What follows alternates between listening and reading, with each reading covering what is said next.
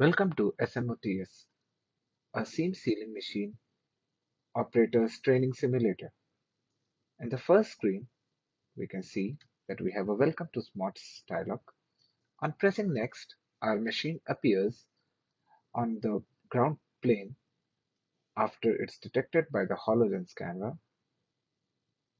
Here we can see the different tags which give us an idea about the parts of the machine. For example, the tapes, the tape spool, the air nozzle, the rollers, and the left and the right foot pedals, which in our case will be replaced by two HID devices.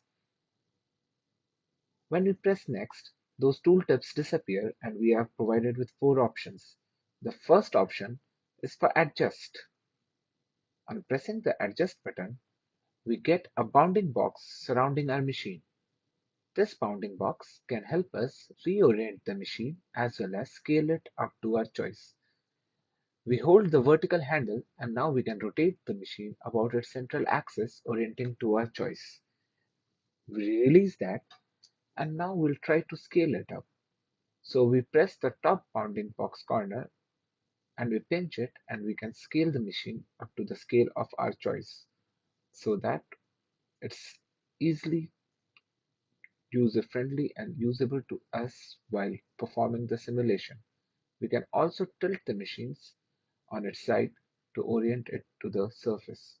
Now if we mess it up, we can always restart it. Now once we have restarted it again, we'll move fast forward to the four items. So we go to Start, we then press Next, and now we are back to our four options. Let's explore the remaining two options which we are being provided. The first is About screen, where we have some information about the SMOTS and also how the process of seam sealing happens. For example, we feed the tape into the machine, we feed the cloth into the machine, we cut the excess tape, we start the heat process, we feed the cloth, we engage the nozzle on the cloth, we then disengage and cut the tape and remove the cloth. This is in short the process involving the seam sealing process. Now let's start our simulation. On pressing the simulation button, we get our set of precautions, which include that we should not touch the nozzle while the heat is on, we should not touch the roller while it's in motion, we should feed the tape without damaging the edges of the tape, we should always cut the excess tape, and so on. And if something goes wrong, we can press the red emergency button. Now on the next step, we can see the tape feeding animation, which shows how an operator would feed the tape from the spool till the roller in a step-by-step manner. So now you can see our tape has been fed through the whole system. This is generally a manual process which the operator has to do. Now moving on, we go and press the next button. This brings our cloth into the simulation where we can see there's a seam in the middle of the cloth which we need to hide with our seam sealing process. This cloth is interactable in real time and we can move it around to place the cloth in the correct orientation for the seam sealing process.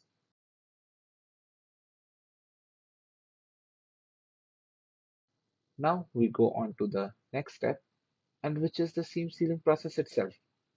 Here's some of the steps and the uh, data is being displayed. The screen over there represents the data that is actually shown on the seam sealing machine itself, and the above screen shows the steps one by one. So now we press the heat button, which is our first step to start the heating of the air channel. Now we go to step 2 and press the pedal to put it in the engage position. Now we start the seam sealing. As we can see, while pressing our right feet, the seam sealing process is happening and a tape is being applied on top of the seam. Now, after the seam has been applied, we move on to the next step to press cut in order to release the tape. The button can be found on the same display below where we have our four buttons as would be on the main controller screen. We disengage the rollers back to the parked position, and now we'll go back and have a look at the perfect scene ceiling that has taken place. After the simulation is over, we can press next and there will be a final congratulation message. Thank you.